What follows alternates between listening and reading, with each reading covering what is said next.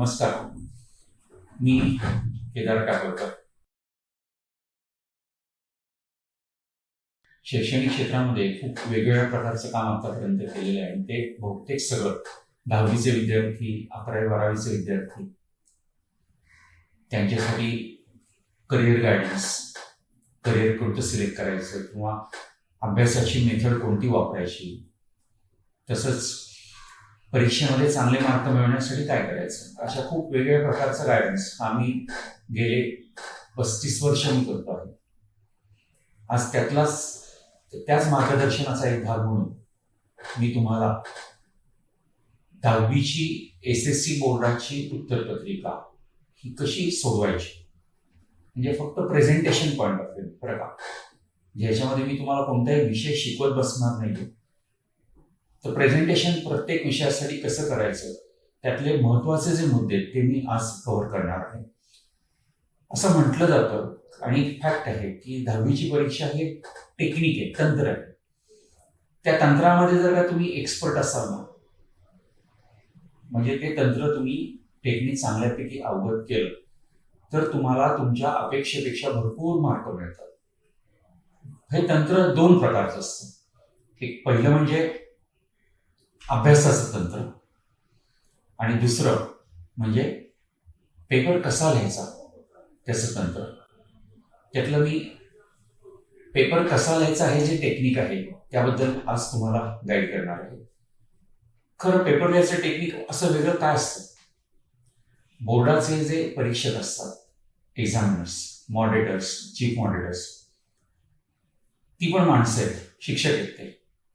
त्यांच्या प्रत्येकाच्या आपल्याकडनं म्हणजे विद्यार्थ्यांकडनं आणि विद्यार्थ्यांकडनं म्हणजेच आपण जी उत्तरपत्रिका आन्सरशीट लिहितो त्या आन्सरशीटकडनं त्यांच्या काही अपेक्षा असतात. त्या अपेक्षा जर आपण पूर्ण केल्या तर मार्क जास्त मिळतात. म्हणजे समजा एखादा 2 मार्काचा प्रश्न आहे, त्या 2 मार्काच्या प्रश्नामध्ये परीक्षकाला 4 मुद्दे अपेक्षित आहेत आणि तुम्ही मुद्द्यांप्रमाणे उत्तर नाही लिहिलं, एकाच पॅराग्राफमध्ये उत्तर लिहिलं तर कदाचित सगळे मुद्दे कव्हर होऊन सुद्धा तुम्हाला आउट ऑफ 2 1.5 मार्क मिळतील. अंडरलाईन नाही केली, प्रॉपर कुठं बॉक्स करायचा असेल ते नाही केला, म्हणजे अशा अनेक कारणांमुळे काय होतं की आपले मार्क हे कट केले जातात आणि ते डायरेक्टली तुम्हाला कोणी म्हणणार नाही की तू अंडरलाईन केली नाही म्हणून मार्क कट केले बरं का. पण याच्यामध्ये परीक्षकाची सायकॉलॉजी, परीक्षकाचं मानसशास्त्र हे विचारात घेऊन जर आपण उत्तरपत्रिका प्रेझेंट केली ना तर मार्क भरपूर मिळतात. म्हणजेच technique of writing answer paper म्हणजे काय, तर परीक्षकाची मानसिकता ओळखून घेऊन आपण उत्तरपत्रिका सादर करणं, प्रेझेंट करणं, याला आपण technique of writing answer paper असं म्हणतो. आता वापरायचं कधी बसून, खरं तर बोर्डाच्या परीक्षेच्या आधी जेवढ्या लवकर तुम्हाला वापरता येईल, म्हणजे मी तर म्हणेन की तुम्हाला आज समजा माझ्याकडनं माहिती कळली तर तुम्ही आजच्या ह्या क्षणापासून ते टेक्निक वापरायला सुरुवात ही प्रत्येकाने करायची आहे. कारण काय होतं की काही गोष्टी मी ज्या सांगते ना त्या तुम्हाला एकदम सोप्या वाटतील, काही फालतू पण वाटतील आणि जाऊ दे करू डायरेक्ट परीक्षेच्या वेळेला करू, आत्तापासून काय घाई असं तुम्हाला वाटेल. पण नाही, तुम्ही जोपर्यंत ह्या गोष्टींच्या सवयी करून घेत नाहीत, नॉर्मल लिखाणामध्ये तुमच्या जोपर्यंत ती सवय उतरत नाही तोपर्यंत तुमच्याकडनं परीक्षेमध्ये ते त्या प्रकारे लिहिलं जाणार नाही आणि मग मार्क मिळणार नाही. त्यामुळे टेक्निक कधीपासून वापरायचं तर लगेच, म्हणजे आजच्या ह्या क्षणापासून तुम्ही ते टेक्निक वापरायचं. तर पहिला मुद्दा त्यातला समास, मार्जिन कसे आखायचे ते. ही बोर्डाची दिलेली उत्तरपत्रिका आहे, त्याच्यामध्ये एक मोठं मार्जिन असतं आणि त्याच्या शेजारी छोटं मार्जिन, ते बोर्डाने आखून दिलेलं आहे. आणि हे जे मार्जिन आहे म्हणजे 2 आखलेली मार्जिन्स ही तुम्हाला सगळ्या languages, Marathi, Hindi, English, Sanskrit, German वगैरे या सगळ्या लँग्वेजेसला हे एवढे आखलेले समास सफिशियंट आहेत, पुरतात. त्याशिवाय वेगळ्या आणखी जास्त आखायचं गरज नाही. म्हणजे समजा तुम्ही क्वेश्चन नंबर 3 सॉल्व्ह करताय तर तो वरती बॉक्समध्ये लिहिणार क्वेश्चन नंबर 3, त्या 3 मधला ए, समजा ए गिव्ह रिझन्स आहे, कारण आहे, मग ए जो आहे तो तुम्ही तिथं लिहिणार मोठ्या बॉक्स, मोठ्या मार्जिन समासामध्ये. आणि त्याच्या शेजारी 1 जो म्हटलेला आहे तो 1 म्हणजे 3A मधलं पहिलं तुम्ही सोडवताय, मग ते सोडवायचं जे आहे ते उजवीकडच्या भागामध्ये तुम्ही सोडवणार आहात. ही बोर्डाने दिलेली उत्तरपत्रिका ही तुम्हाला सगळ्या लँग्वेजेस आणि दोन्ही मॅथ्स M1 M2 म्हणजेच अल्जेब्रा आणि जॉमेट्री या विषयांना हे आखून दिलेले समास पुरेसे आहेत.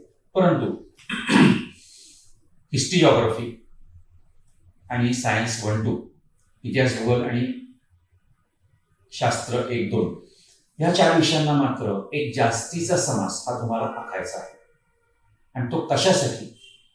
तर त्या जास्तीचा जो एक समास आखला आहे त्याच्यामध्ये ह्या 4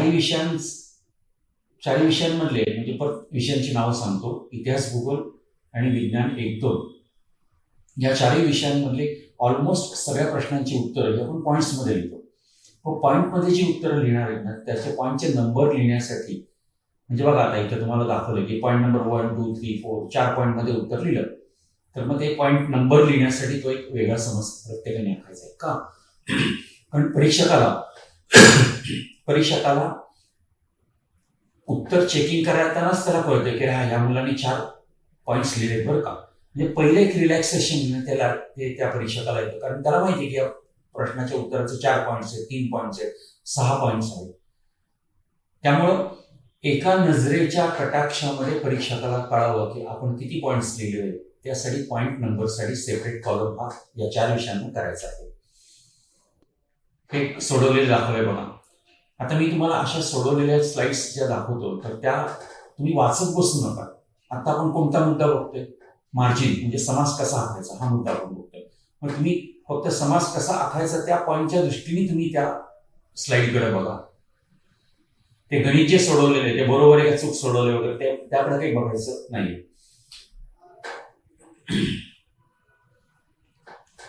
बघा पॉईंट नंबर लिहिण्यासाठी वेगळा कॉलम हा समास केलेला आहे. याप्रमाणे तुमचं उत्तर हे परीक्षकाला दिसलं पाहिजे.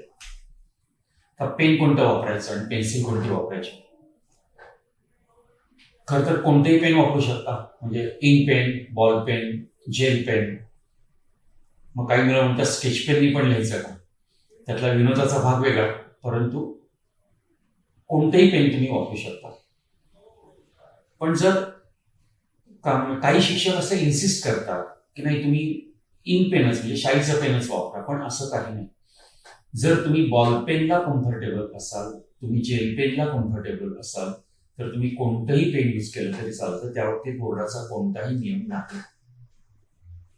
फक्त ही काळजी घ्या की तुम्ही जे पेन यूज करणार आहात तर ते पेन वापरल्यानंतर तुमचं अक्षर चांगलं येईल आणि स्पीड मुख्य आहे ना तो चांगला पडेल. कारण होतं कसं बॉल पेननी काय होतं खूप जास्त प्रेशर करून लिहायला लागतो आणि मग जास्त प्रेशरनी जर का आपण लिहिलं ना तर एक 2-5 पानं पहिली बॉल पेननी लिहिलेली सुरुवातीची खूप छान येतात बघा, पण नंतर मग पान नंबर 8, 10, 12, 15 आपण जसं पुढे लिहित जातो तसं आपलं अक्षर खराब होत जातं. आणि आपण म्हणतो बघा बॉल पेन वापरलं म्हणून अक्षर खराब झालं. बॉल पेनमुळे अक्षर काही खराब होत नाही. आपल्याला ते प्रेस करून जे लिहायला लागतं ना त्या बोटातली ताकद ही हळूहळू कमी व्हायला लागते आणि मग आपण जास्त प्रेशर न देता लिहिलं की मग अक्षर खराब होतं. त्यामुळे मी पण तुम्हाला सांगेन की बॉल पेन नका वापरू, पण if still you are comfortable की तुम्हाला वाटतं की नाही आमचं बॉल पेनने आम्ही 15, 20, 25 पानं आरामात लिहू शकतो तर तुम्ही ते वापरले तरी मला चालेल. आता इंक कोणत्या कलरची वापरायची? म्हणजे ब्ल्यूनी लिहायचं, निळी शाई वापरायची का काळ्या शाईनी किंवा व्हायलेट कलरची पण शाई असते ती पण काही मुलं वापरतात. काही ब्ल्यू ब्लॅक मिक्स असते ती वापरतात. त्या बाबतीमध्ये मात्र बोर्डाचा नियम आहे की तुम्ही ग्रीन आणि रेड हे 2 कलर्स यूज करायचे नाही. हे 2 कलर सोडून तुम्ही काही यूज केलं तरी त्यांना चालणार नाही, कारण ते एक्झामिनर मॉडेटर वगैरे त्या मंडळींसाठी ते कलर ठेवलेले आहेत.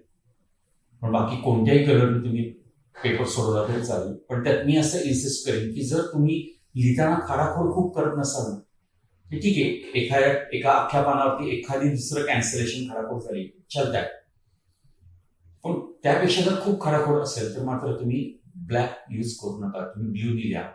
पण जर तुमची खाडाखोड कमी होत असेल तर मात्र मी तुम्हाला असं नक्की सांगेन की ब्लॅकने लिहा.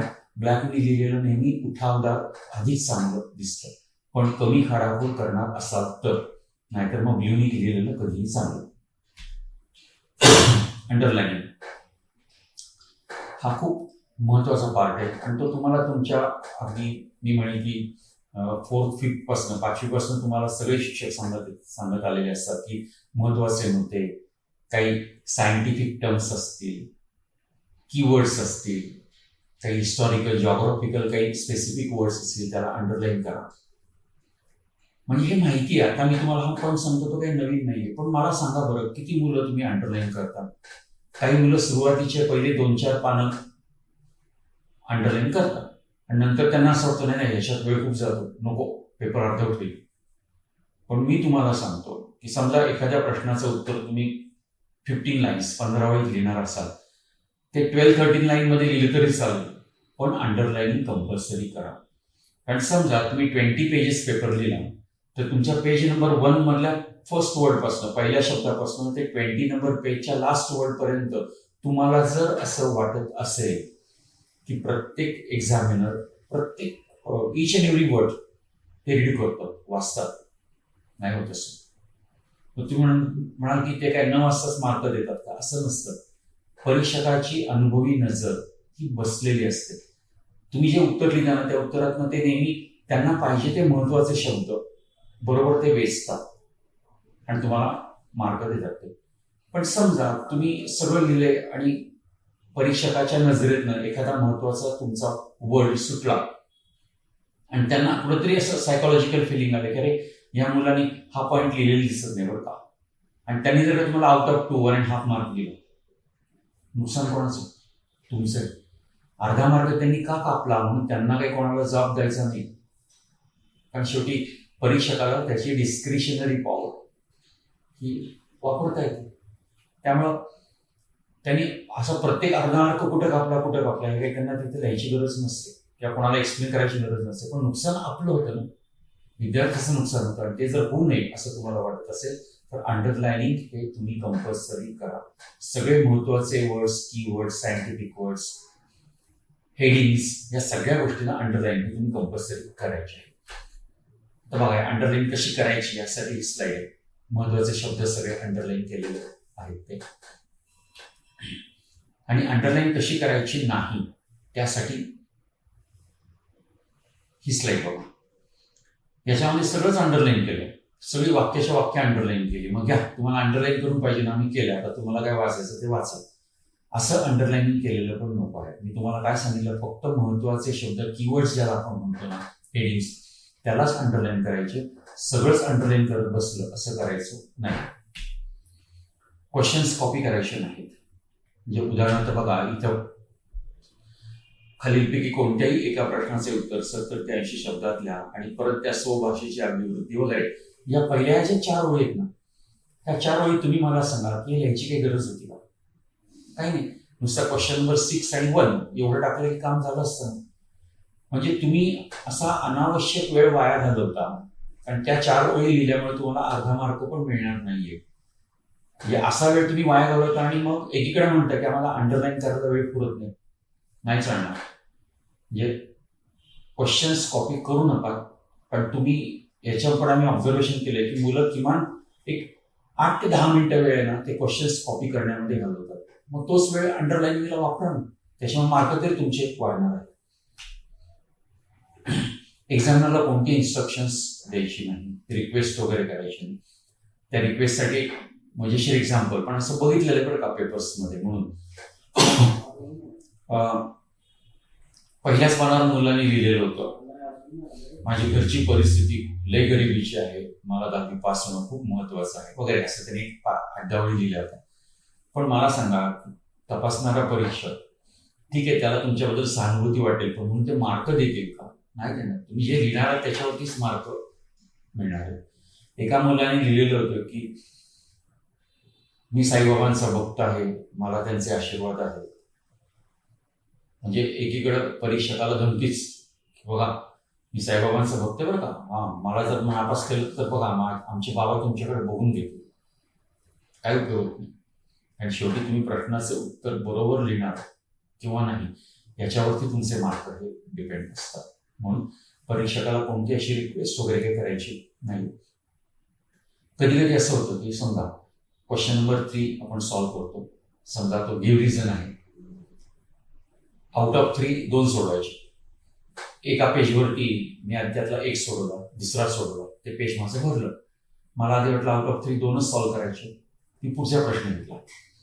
पण जरा पुढच्या 1-2 प्रश्न झाल्यानंतर मला असं जाणवलं की अरे आपण त्या गिव्ह रिझन मधलं दुसरं जे उत्तर लिहिले ना त्याच्यामध्ये जरा पॉईंट मिसिंग आहेत बरं का. मग आपल्याला मार्क तिथे जायची शक्यता आहे. आणि ते आउट ऑफ 3 मी 2 सॉल्व्ह केले, त्यातलं थर्ड जे होतं ते मला येत होतं. म्हणून मग मी ते नंतर आता जागा तर नाही तिथे सॉल्व्ह करायला. मग तिथं खाली आपण लिहिणार का की कृपया ह्यापुढील तिसरा प्रश्न जो आहे तो 4-5 पानं सोडून 6व्या पानावरती बघा. काही गरज नाही. अशी कोणती इन्स्ट्रक्शन पण एक्झामिनरला द्यायची नाही. तुम्ही नंतर आठवलं नंतर सोडवलं तरी चालेल. मग फक्त क्वेश्चन नंबर 3 टाकला आणि त्याच्यामध्ये 3 मधलं 3 म्हटलं तरी एक्झामिनरला ते पुरेसं आहे. पण त्यासाठी अशी पण इन्स्ट्रक्शन एक्झामिनरला तुम्ही कोणत्याही प्रकारची द्यायची नाही. न्यू क्वेश्चन न्यू पेज हा नियम पण माहिती आहे, पण खूप वेळा मुलं ते फॉलो करत नाही आणि त्याचा एक्झामिनरला त्रास होतो. कसा काय? समजा पेपर आपण सॉल्व्ह करतोय, ह्या क्वेश्चन नंबर 3 सॉल्व्ह करतोय, ह्या पेजवरच्या फक्त पहिल्या 2 लाईनवरती मी लिहिलं आणि माझा क्वेश्चन नंबर 3 संपला. आता मला क्वेश्चन नंबर 4 करायला घ्यायचा आहे. मग आता क्वेश्चन नंबर 4 जो मी सॉल्व्ह करणार तो मला काय वाटतं अरे तिथल्या 2च लाईन फक्त भरलेल्या आहेत, मग त्याच्या खाली जरा जागा सोडून आपण त्याच्याच खाली क्वेश्चन नंबर 4 चालू करू. असं करायचं नाही. कंपल्सरी ते पान अख्खं कोरं राहिलं तरी चालेल, पण तुम्ही पुढच्या पेजवरती जा. कारण तुम्ही जर एकाच पेजवरती क्वेश्चन नंबर 3 पण असेल, भले 2 लाईनी असतील आणि त्याच्याच खाली क्वेश्चन नंबर 4 पण कंटिन्यू केला, तर तुम्हाला कल्पना आहे की एक्झामिनरला प्रत्येक पेजच्या वरती टॉपला त्या पेजवरती कोणते क्वेश्चन्स आहेत आणि त्याच्यामध्ये मिळालेले मार्क किती. मग त्यांना वरती टॉपला क्वेश्चन नंबर 3 पण त्या पेजवरती, क्वेश्चन नंबर 4 पण आहे. दोन्हीचे मार्क सगळे लिहित बसणं हे त्यांना त्रासाचं होतं. आपण टेक्निक यालाच म्हणतो की परीक्षकाला आपण कमीत कमी त्रास द्यायचा, त्यांना जे पाहिजे आहे ते अगदी सुखाने द्यायचं सगळं, म्हणजे ते आपल्याला भरपूर मार्क देणार. आणि म्हणून त्यासाठी नवीन प्रश्न नवीन पानावर हे कंपल्सरी प्रत्येकाने पाळायचं आहे. रफ वर्क कुठं करायचं? बऱ्याच वेळा मॅथमॅटिक्समध्ये आपल्याला रफ वर्क करायला लागतं. मॅथ्समध्ये काही वेळा मुलं काय करतात की तिथंच जिथं आपण सोडवणार आहोत तिथंच राईट साईडला पेन्सिलनी असं रफ वर्क करतात. मग त्यामध्ये असा विचार असतो की नंतर वेळ मिळाला तर ते खोडून टाकू. पण जर ते खोडलं गेलं नाही तर दिसायला ते खूप वाईट दिसतं. म्हणून रफ वर्क जे आहे ते मी तुम्हाला सांगेन की तुम्ही लास्ट पेज जे असतं ना आपल्या आन्सर शीटचं, आणि ते पेज कधी असं उलटं करणं हे सोपं पडतं. आणि मग तिथे तुम्ही पेनाने करणार रफ वर्क, पेन्सिल करायची काही गरज नाही. आणि सारखं पेन पेन्सिल असं चेंज करत बसलं तरी सुद्धा त्याच्यावर आपला भरपूर वेळ जाऊ शकतो. म्हणून रफ वर्क जे आहे ते रफ वर्क तुम्ही लास्ट पेजवरती आणि पेनाने करा. फक्त त्या पेजच्या वरती टॉपला हेडिंग लिहून टाका रफ वर्क किंवा कच्चे काम, आणि ते पेज आधीच पूर्णपणे कॅन्सल करून ठेवा. म्हणजे कॅन्सल केलेले पेज असल्यामुळे एक्झामिनरने ते चेकिंग करायचा प्रश्नच येणार नाही. कॅन्सलेशन, खाडाखोड करायची नाही, पेपर छान लिहायचा, स्वच्छ पाहिजे, हे सगळे जण सांगतात. पण मला सांगा की पेपर लिहिताना आपल्याकडनं खाडाखोड होतेच ना थोडीफार. पण खूप वेळा काय होतं, समजा एखाद्या मुलगा पेपर लिहितो आणि त्याच्या 5व्या ओळीवरती त्याची खाडाखोड 3 शब्द लिहायला चुकले. एक तर आपण चुकलेलो आहोत म्हटल्यानंतर, कारण आधी लिहिलं मग कळलं हे चुकीचं लिहिलं, मग चुकले म्हटल्यानंतर आपण स्वतःवरती थोडे चिडलेलो असतो. मग आपण काय करतो, ते खोडताना असं असं असं करून किंवा असं असं असं करून खोडतो. म्हणजे कधी कधी मी असं बघितलं की मुलं अगदी पान फाटेपर्यंत खोडतात.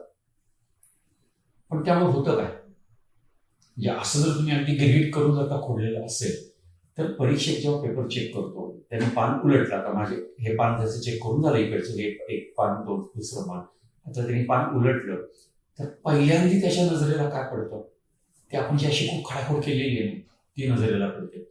आणि मग तिथं इम्प्रेशन काय पोरगं आहे ना, साधं नीट लिहिता येत नाही, की तुम्ही काय खोडले वगैरे तो भाग त्याने असं वाचलेलं पण नाही बरं का, पण एक सायकोलॉजिकल इम्प्रेशन की खूप खाडाखोड केलेली.